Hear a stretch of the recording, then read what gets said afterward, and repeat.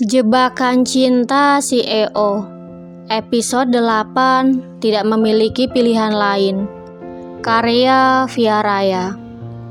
Sementara Wolf terus bertanya-tanya, kakinya terus melangkah mengikuti Yuriko.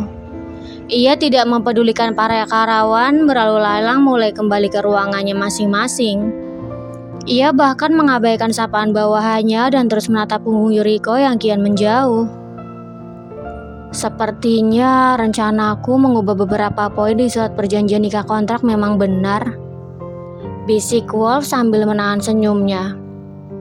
Tidak jauh dari lift, Yuriko nampak ragu-ragu. Wanita itu ingin langsung pergi ke ruangan Wolf tetapi tidak tahu harus mengatakan apa nantinya. Akhirnya ia masuk ke dalam lift dan menekan tombol angka 31.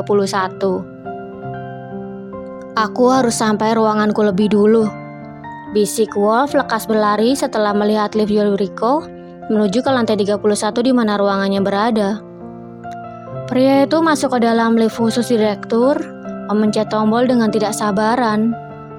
Berjalan ke sana kemari memikirkan Yuriko keluar lift lebih dulu. Benar saja apa yang ia pikirkan. Ketika lift terbuka, ia melihat Yuriko melangkah ke depan.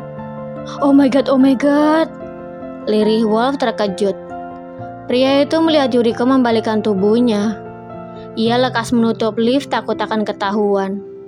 Lalu menekan tombol lift lagi dan pintu perlahan terbuka. Ia melihat Yuriko berjalan bolak-balik seolah ragu untuk menuju ruangannya. Hingga pada akhirnya Yuriko kembali masuk ke dalam lift dan menuju ruang kerjanya sendiri. Aku yakin Yuri sedang kebingungan, lirih Wolf sambil melangkah keluar, menatap lift yang Yuriko gunakan sebelum akhirnya pergi ke ruangannya. Tidak lama kemudian terdengar suara ketukan pintu. Wolf yang sedang sibuk memeriksa dokumen tidak berpikir bahwa orang itu adalah Yuriko. Masuk, seru Wolf. Sepersekian detik kemudian pintu terbuka dan terpampang sosok Yuriko. Wolf yang sedang sibuk menatap lembar dokumen tidak berniat membuka suara. Selamat siang, Pak, sapa Yuriko. Mendengar suara wanita yang mampu membuatnya hilang kendali, sontak Wolf mengangkat pandangan, menatap Yuriko berbinar dengan senyum tipis menghiasi wajahnya. Untuk apa kau datang ke sini? Bukankah sudah kubilang untuk tidak muncul di depanku lagi? Tanya Wolf dingin. Raut wajahnya pun langsung berubah tidak kalah dingin dengan suaranya. Maaf, saya hanya ingin mengembalikan ini. Dengan suara yang terbata-bata, Yuriko melangkah maju dan meletakkan paperback berisi jas di meja. Terima kasih atas bantuan Anda semalam, Pak, sambung wanita itu dengan suara yang sedikit bergetar. Kemudian ia kembali melangkah mundur. Jadi, kau menemuiku hanya untuk mengembalikan ini? Wolf menatap Yuriko tidak percaya. Buang saja ke tempat sampah. Aku sudah tidak menginginkan jas itu. Lanjut, Wolf sambil mendorong paperback itu hingga jatuh ke lantai. Saat ini, Wolf sedang berpura-pura bersikap dingin. Kekesalan yang Yuriko buat sebelumnya sudah musnah dan sekarang digantikan dengan rasa ketidaksabaran. Ia sudah tidak sabar ingin mendengar Yuriko mengajaknya menikah. Ya, meskipun itu hanya nikah kontrak, tetapi itu hanya sebuah alibi. Wolf sudah meminta Reza untuk menambah beberapa poin dan mengubahnya juga. Ia meletakkan lembar kosong di antara lembar lainnya dan akan mengubah poin kontrak 1 tahun menjadi selamanya. Selain itu, masih ada poin yang diganti dan ditambah. Jika sudah selesai, keluarlah karena masih banyak pekerjaan yang harus aku urus, usir Wolf dingin. Pria itu kembali fokus pada lembar dokumen yang tidak mempedulikan Yuriko. Entah sudah berapa lama, akhirnya ia mengangkat pandangan dan melihat Yuriko berdiri sambil memilih ujung bajunya. Kenapa kau masih di sini? Kau akan pergi sendiri atau aku yang akan menyeretmu keluar? Ancam Wolf. Pak. Yuriko terlihat sangat kebingungan. Anu apa? Tanya Wolf dingin sambil menatap tajam Yuriko. Untuk tawaran nikah kontrak apa masih berlaku? Akhirnya meluncur juga pertanyaan yang Wolf tunggu-tunggu. Kalau masih, mari kita lakukan sekarang. Sambung Yuriko yakin. Ia tahu bahwa dirinya tidak memiliki pilihan lain. Neneknya harus segera dioperasi dan membutuhkan biaya yang sangat besar. Gajinya per bulan tidak akan ada artinya dan apabila mencari pekerjaan paruh waktu lain pun, ia tidak akan langsung mendapatkan uang banyak hari itu juga. Mungkin jika bisa, hanya pekerjaan menjual diri yang bisa ia lakukan. Kenapa Pak Wolf diam saja? Masih berlaku atau tidak? Tanya Yuriko tidak sabaran. Tidak, pergilah dan jangan ganggu aku. Sahut Wolf mengusir. Apa? Yuriko begitu terkejut mendengar jawaban Wolf. Kenapa tidak? Baru lewat beberapa jam dan sudah tidak berlaku. Wanita itu melangkah maju karena kesal. Memangnya kenapa? Terserah aku mau masih berlaku atau tidak. Salahmu sendiri menolak tawaranku sampai 2 kali.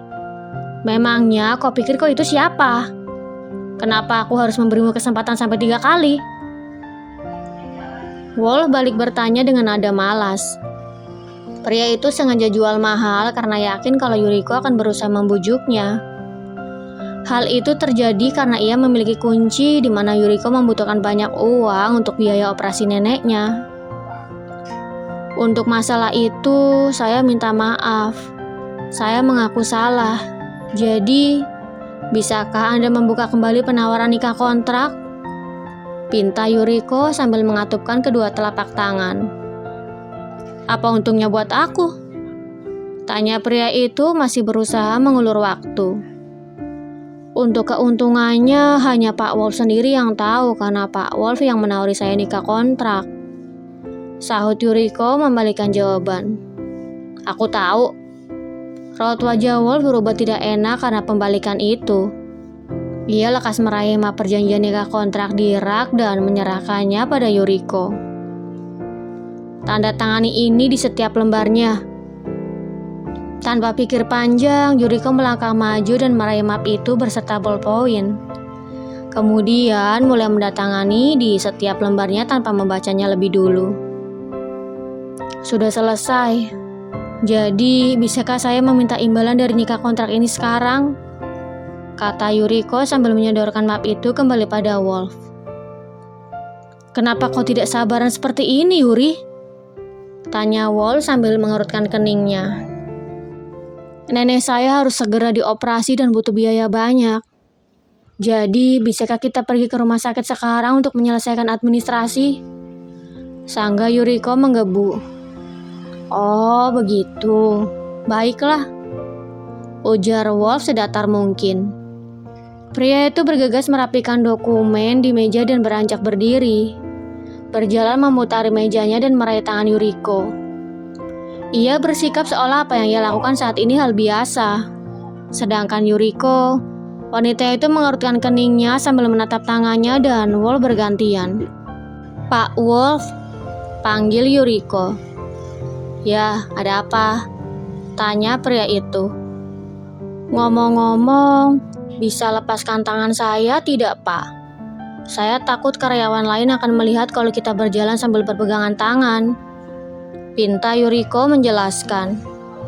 Masuk ke ruangan Wolf saja langsung jadi pergunjingan seluruh perusahaan. Apalagi kalau sampai ada yang melihat dirinya tengah bergandengan tangan dengan Wolf di perusahaan. Bisa habis diamuk seluruh karyawan wanita itu nanti. Pak, panggil Yuriko dengan nada merengek. Pasalnya, meskipun ia sudah menjelaskan, tetapi Wolf tidak mau melepaskan tangannya dan justru semakin mengeratkan genggaman tangannya. Bersambung.